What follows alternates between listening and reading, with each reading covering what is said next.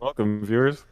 All right, so uh, I went through Shmuplations and found two good articles, and the first one, actually, the second one I covered, is more an interview with Iwata, and it goes over all of his introductions into the gaming space and how he got started. I found some interesting stuff about how he got started in the industry, although I don't know if that's going to be as pertinent. So I want to talk about. They asked him, "What was the first game you worked on for the Famicom?" And he said it was a home console port of Joust for the Famicom. Joust is a game where you fly around on ostriches. That's weird that it's spelled. I never really thought about the spelling of ostrich before, but it makes me want to think like ostriches. I don't know. Maybe that is the right way. I don't know. Trying to knock your opponent off. If you're even one pixel higher than him when you collide, you win. One of the companies that I had invested in, HAL Laboratory, had a close working relationship with Nintendo. And it was through them that I first heard about this new interesting hardware console, the Famicom, that Nintendo is about to release. I then went to Nintendo's office and asked them to let us develop software for them. It took us about 2 months to complete Joust, I think.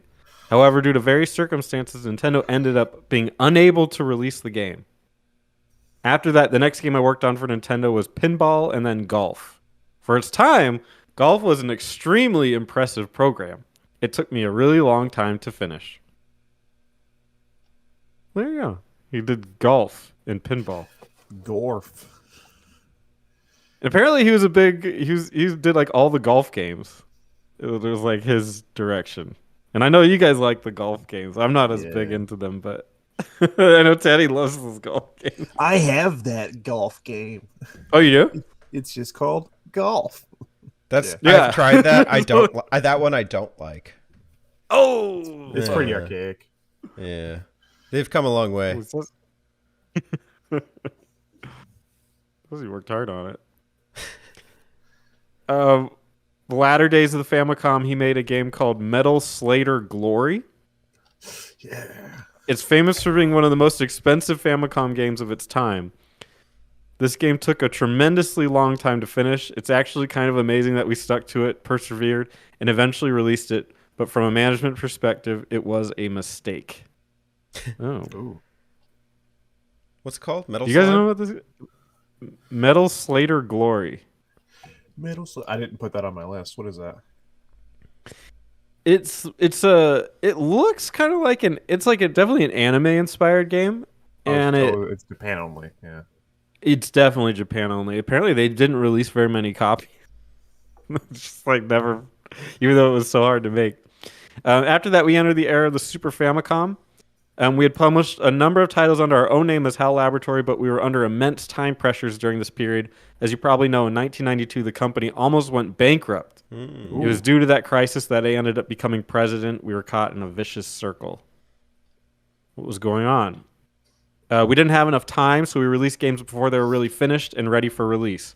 Then those games wouldn't sell very well because they weren't very good, which put us in an even more desperate position for our next development. Obviously, this wasn't going to work, and the only way to break out of this cycle was to create a proper game, something that would garner the support of players. But as developers, the whole situation had taken a big toll on our morale. On the verge of bankruptcy, I turned to everyone at HAL and said, "Okay, from here on out, every game we create is going to sell 1 million copies."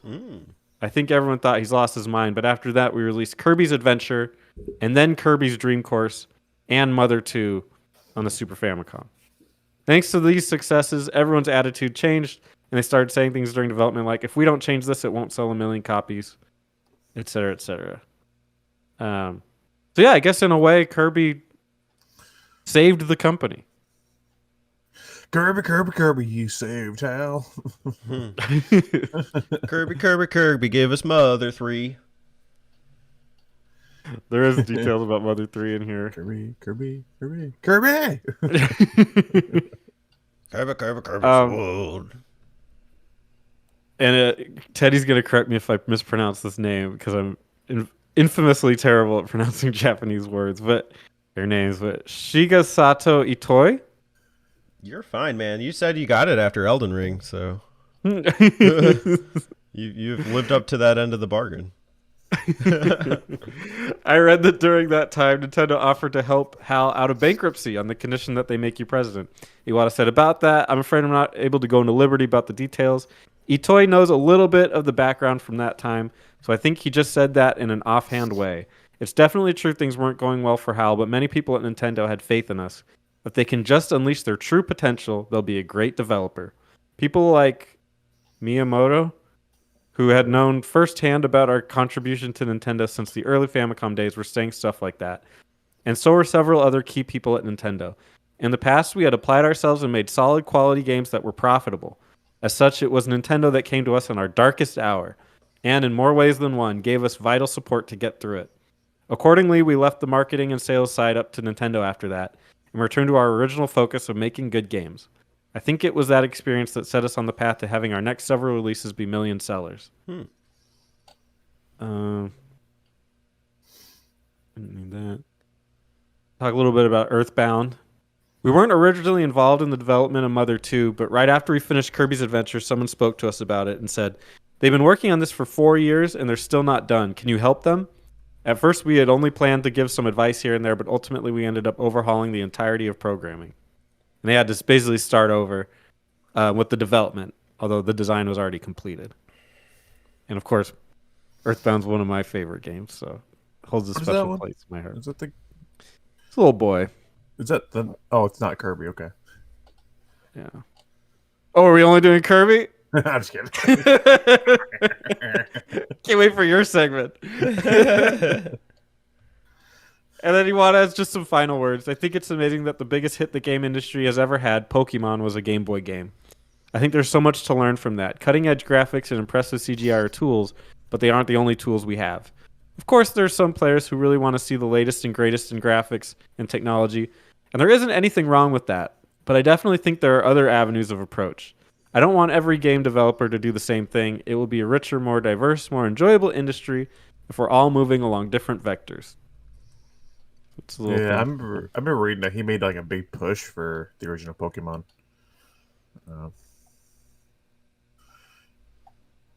Yeah. Pokemon's cool. Pokemon's cool. Yeah, it's pretty We good. have a whole month I have a dedicated to it. I have a Teddy got me a Ask Iwata book that has the Ask Iwata articles and stuff in it. So I've been reading about that. Reading about his belief in the Pokemans. I believe in Pikachu. I believe in a Pikachu like no one ever has. I love that you always make a different rendition of that theme song. See me playing with my Venusaur, and I find Dude, whip Teddy, through the door. Teddy, you do that in private, man. You don't tell anybody about it. Well, just did a little exposed.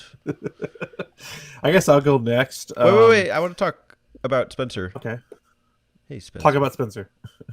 Go ahead. Hey.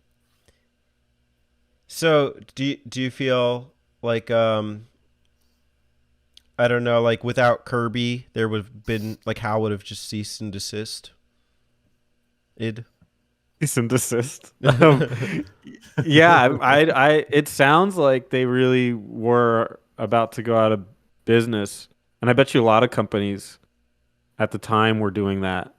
I don't know that for a fact, but you can just see like a lot of companies probably cashed in on the video game craze and made, crap games for a while, and it was okay until Nintendo came around and put a seal of approval on things, and then I'm sure a lot of companies went out of business, and it looks like they were kind of turning into that, and then they decided to pull it up and made Kirby, and I've got some really good Kirby notes too, but we'll go on that later. But I like that they changed their business practice to say that it has to be over 1 million copies. I think a lot of people they don't think in a marketing term. They think of like an artistic term, which is fine. But if you keep doing that, you'll just end up and aren't thinking about the bottom line. You just go bankrupt. You can't make anything anymore. So I like that they changed their philosophy for that. Did Kirby's Dream Course sell 1 million copies? I could look it up. I was having Let's trouble with look up- VG charts for Kirby's Adventure, but I confirmed Kirby's Adventure was 1.75, and then it only went up from there. Kirby's Dream Land 2 was like 2 million or something. What was Dreamland 1? Don't know. I'm at VG charts right now. I'm looking it up. But yeah, that'd be interesting if that game sold a lot. I would be surprised. There we go. Kirby's Dream Course. Sales. Come on, give me some good info. The original Dreamland sold 5 million, 5.13 million. Kirby's That's the Adventure, sales. 1.75. This one says, I think it's a little broken because it says history under construction, but the only thing it does have a chart in here, but it's only for Japan. It's at 0.6 million. Maybe the American stuff would bump it up to over 1 million. It's so on the wiki. There's best-selling Kirby games, and then it says copies sold in millions. I don't see Dream Course on there, so maybe in America it just didn't, or globally outside of Japan, people didn't much care for it. I know that like I didn't hear about it until like they started putting it on like the SNES Mini and the Switch Online. Oh, I knew about that game. That game's rad. The game's rad. I liked it when I was a little younger, and then I played it recently, and I was like, this game's fucking hard. You're gonna have multiple players to have fun with it, though. Really? No, I like playing it. I like playing it alone. Back in the day. It just gets it starts to get too demanding as far as like your score. Yeah, the game doesn't fuck around. Jesus, Which is ironic. We've learned, a Kirby game, right? We've learned from Kirby that Kirby does not fuck around. Like it gets Kirby doesn't fuck around. He sucks around. Oh. There's a little wild D, swallowed that.